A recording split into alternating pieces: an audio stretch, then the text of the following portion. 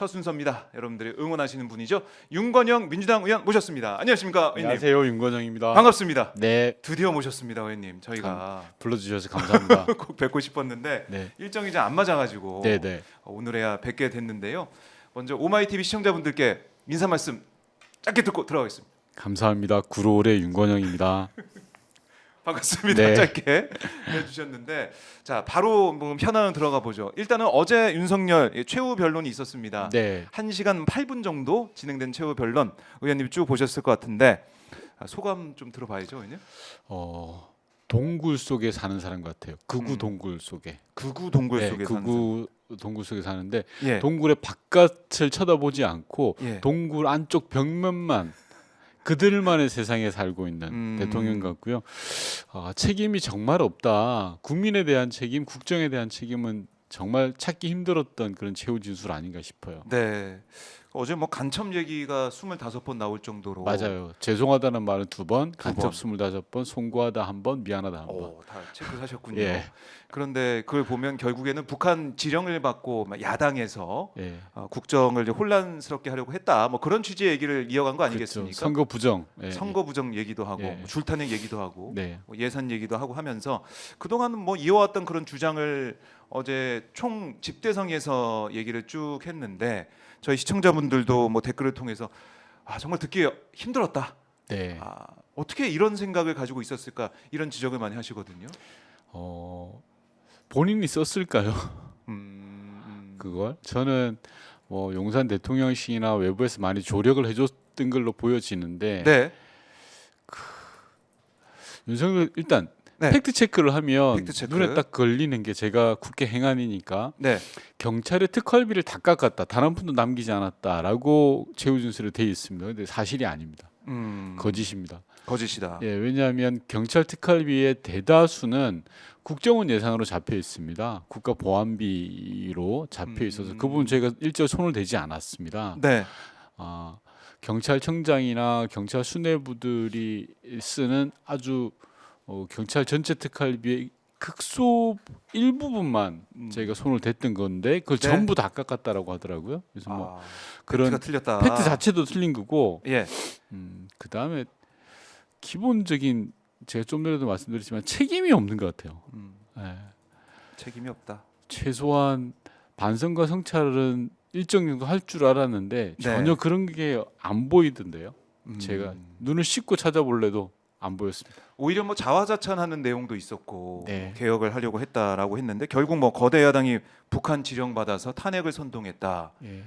이런 주장을 펼치면서 아마 뭐 헌법재판관들이 다 이거 지켜보고 어제 최후 변론까지 들여다보면서 심증을 굳히지 않았을까 저는 이런 생각도 들더라고요. 어제 보면서.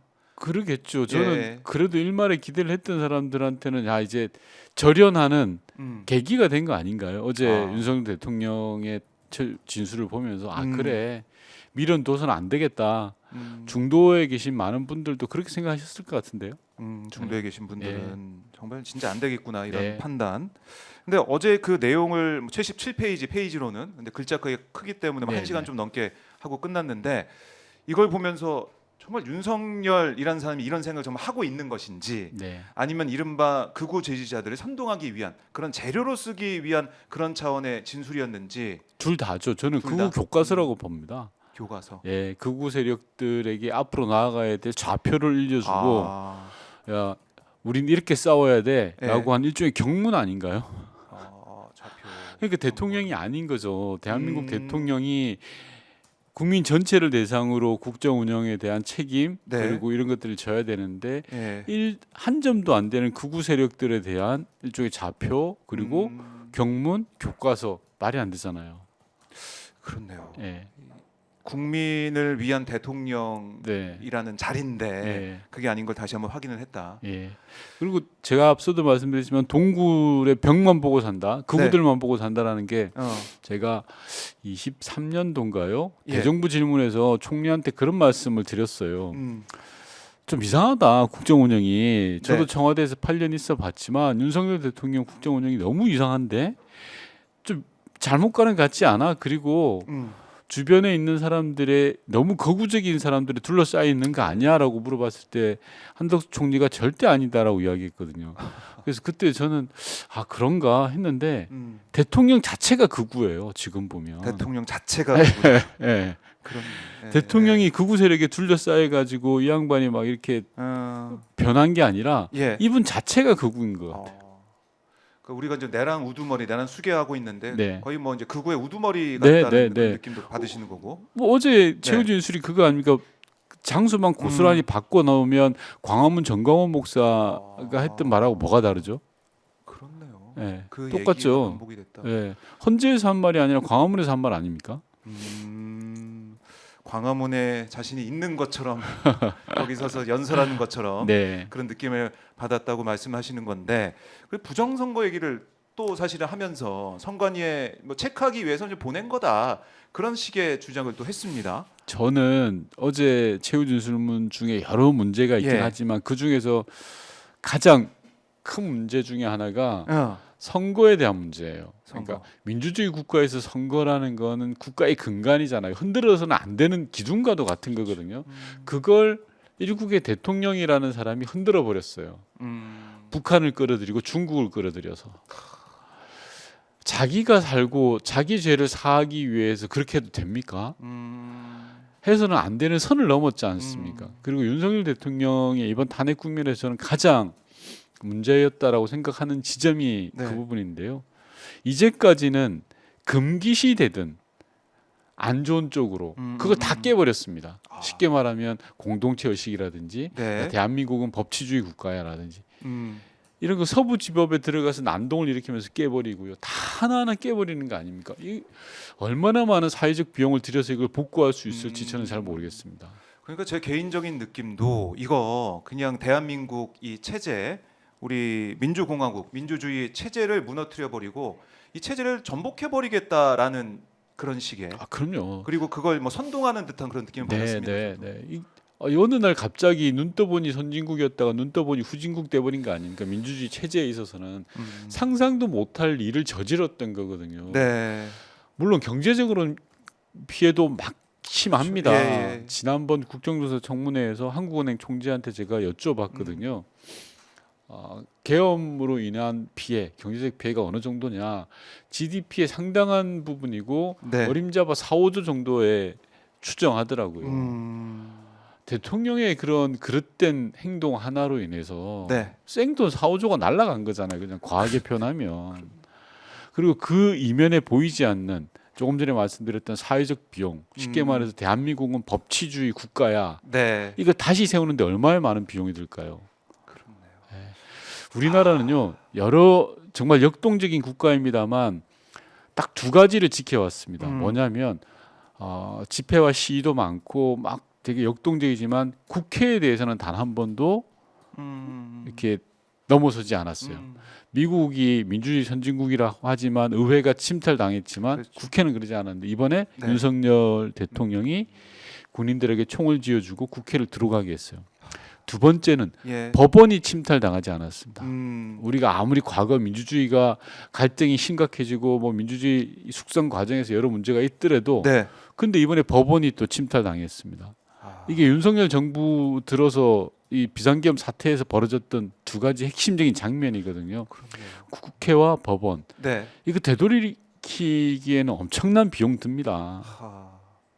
그 중요한 부분이에요. 그 우리 체제 민주주의가 무너지고 있는 그 현실 우리가 목도를 한 거고 네. 또 지금 저희 시청자분들도 함께하고 계시지만은 내란성 질병 다들 아프고 힘드세요 지금. 이 스트레스 어떻게 할 겁니까? 불안하시고 일단 증상이 첫 번째가 불안해요. 불안하죠. 예. 야 이거 어떻게 되는 거 아니야? 예. 아유 야 또 어떻게? 두 번째는 짜증이 나요. 맨날 보고 싶지 않은 얼굴 봐야 되니까요. 제 양반 얼굴 또 봐야 되네. 막 짜증이 나. 세 번째는 화가 나. 화가 나. 이게 계엄병이에요. 계엄병. 계엄병 계엄병에 다 시달리고 계신데 네. 윤석열이 어제 또 한 얘기 중에 내가 직무에 이제 복귀하면 이거 내치는 국무총리가 하고 나는 외치를 맡겠다 이런 식의 개헌 얘기. 일종의 책임 총리. 그러니까 책임 총리제 이런 얘기를 사실상 또 했는데, 예. 그러니까 내가 이제 돌아가면은 또 잘할 거고, 뭐 이 정치도 이제 바꿀 거고 이런 희망을 이제 가진 또 얘기를 했어요. 이런 거는 어떻게 보셨어요? 우선 최근에 보수 예. 언론 특히 조선일보의 논조를 보시면 대통령 하야론을 제기합니다. 김대중 주필을 비롯해서 네. 즉 윤석열 대통령이 농계가 되어라. 비상기업 문제 있다. 그러니까 당신이 대통령직을 던지고 하야하면서 네. 민주당을 껴안고 일종의 소위 거칠 개편하면 죽어라. 아. 농계가 되라 이거거든요. 칼럼이나 뭐 이런 데서 여러 차례 나왔습니다. 이쪽에 그런 것과 괴를 같이 한다라고 봐집니다. 네. 윤석열 대통령의 어제 개헌론은 그런데 그쪽으로 확 무게를 실었던 건 아닌 것 같아요. 본인도 그러니까 이제 그런 이야기를 슬쩍 하긴 합니다만 여전히 본인은 나한테 다시 내가 복귀를 하면 대한민국을 이렇게 할 거야라는 욕심이 앞섰던 것 같아요. 하야도 아니고 계속 집권을 하겠다는 것도 아니고 어정쩡한 상태라고 네. 봅니다. 어정쩡한 상태다. 이렇게 마무리가 됐죠, 이제. 네. 최후 변론까지 마무리가 됐는데 좀 이건 때 오시는 분들 다 물어봅니다. 결론 어떻게 나올까요? 저는 예. 전 세계에 생중계된 거잖아요. 여러 가지 이유가 있습니다. 포고령 자체가 위헌한 것이고 국회에 군인들이 총을 들고 와서 침탈하고 네. 또 그리고 국회의원들의 비상계엄 해제 결의를 막으려고 했고 언론사를 단전단수하려고 했고 뭘로 이걸 면책하죠? 뭐 너무 뻔한 거 아닙니까? 네. 그리고 그날 12월 3일 날 온 국민이 느꼈던 공포 그 공포를 어떻게 합니까? 예를 들어 저 같은 경우도 그날 당일날 국회 회관에서 일을 하고 의원회관에서 일을 하고 있었거든요. 그러다가 이제 TV 중계를 보고 본청으로 가야 되겠다라고 했단 말입니다.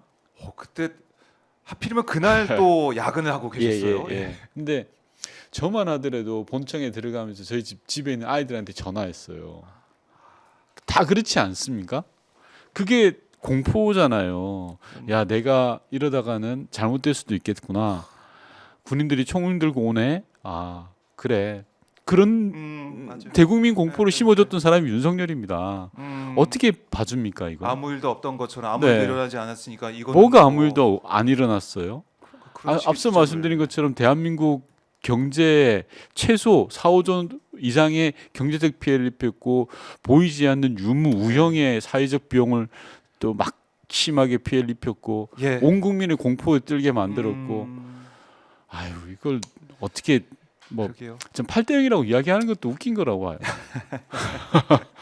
그 뭐 몇 대 몇 이거 얘기하기조차 네. 참 그런 일이고 생중계돼 오마이 TV가 그날 이제 네. 밤부터 해서 다음 날 아침까지 14시간 넘게 생중계를 하고 현재 그럼 재판관들도 함께 다 보지 않았을까요? 그렇죠. 이게 진보 보수의 문제인가요? 그렇네요. 정의의 상식 이런 문제지. 예, 이게 뭐 이념의 문제 아니라고 봅니다. 저는. 네. 사실 박근혜 탄핵 당일 때 그다음에 그 헌재 심판 과정에서도 그때 생각해 보면 많이 불안했었어요. 불안하죠. 그때도 불안해서 불안하죠. 뭐 안창호도 있다 누구도 있다 해서 보수적인 사람이 있다라고 했는데 8대 0이 나왔단 말이죠. 네. 이번에도 이게 뭐 진보 보수 문제나 재판관의 성향 문제는 이건 전혀 아니다. 네, 저도 그렇게 생각합니다. 음.